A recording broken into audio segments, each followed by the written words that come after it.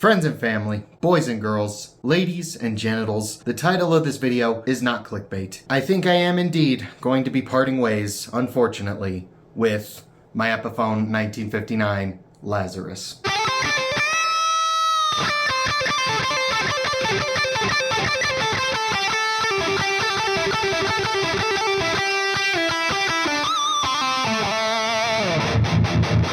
Now don't worry, this is not going to be some gigantic exposed video where I found some gigantic hidden fatal flaw within every single Lazarus guitar that makes them obsolete and that's why I'm going to be selling it off. That has nothing to do with it.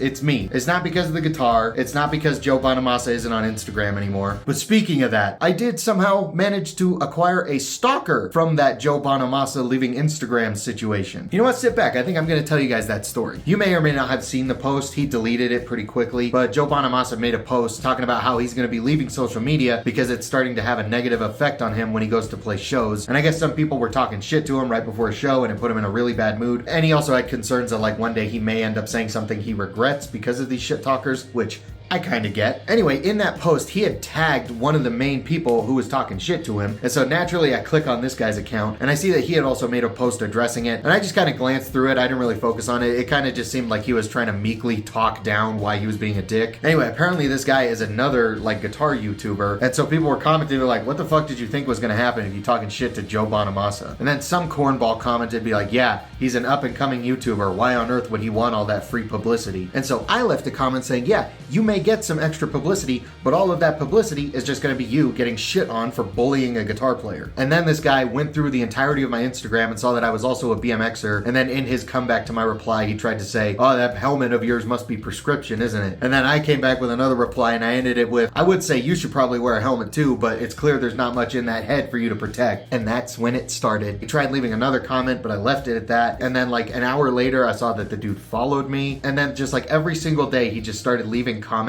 on my posts trying to call me old, even though I'm only in my 20s. It was like nonstop fat shaming. He kept trying to message me. Like every single day, he would try leaving a comment. I would delete it. He would try messaging me. I'd ignore it. And then one day, I think I made like a Balisong post and he made a comment on it. And I finally decided to reply. And then after that, he started posting my videos on his account. But instead of like the audio, it was just like a bunch of farting noises. I don't know. I should also mention that this was like a 40-year-old man who became obsessed with me because I put him in his place regarding posts about Joe Bonamassa getting bullied. So yeah, that was fun. Don't stand up for Joe Bonamassa, I get, because you're gonna get stalked by a 50-year-old man from fucking Ohio or wherever he was from. Anyway, what was the point of this video? Oh yeah, I'm pretty sure I'm gonna sell my Lazarus. It's not like I looked at it yesterday and be like, damn, that thing's a piece of shit. I wanna get rid of it. It's nothing like that. It is an amazing guitar. I have had the grandest time having two of these Epiphone 1959 standards. My first one was a honey burst, except it was way more like a tangerine fade because it was orange and then it faded a little bit and then it was just yellow. But then the Lazarus ones came out and they were more like a lemon burst and I was like, that shit hits harder than my stepdad. So I sold my first 1959 and then used that money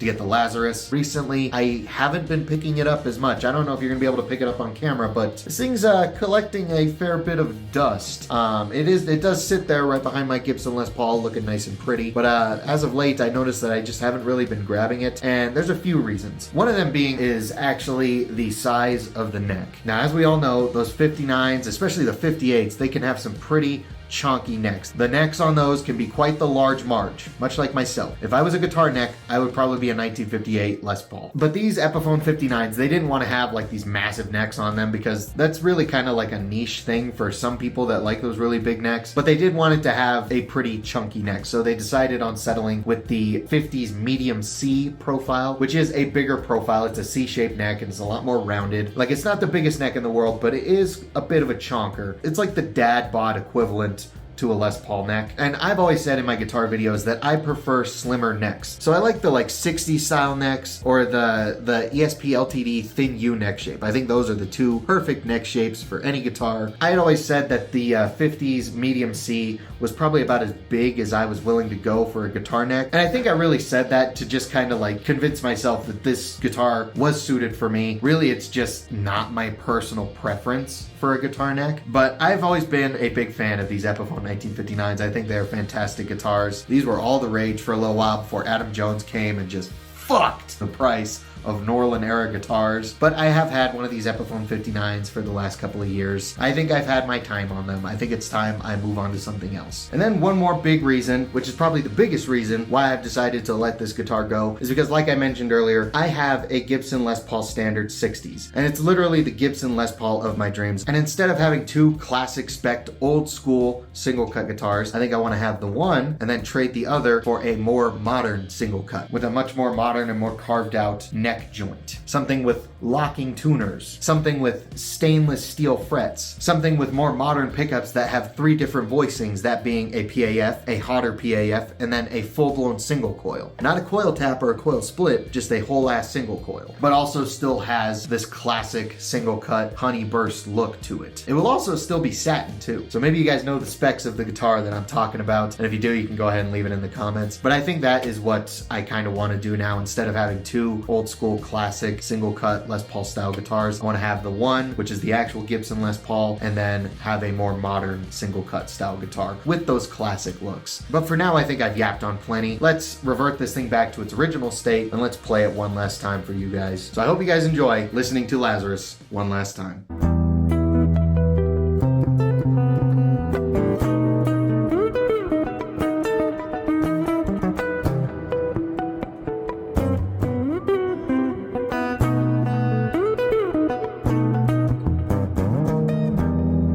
It's not perfect, but I'm working on it.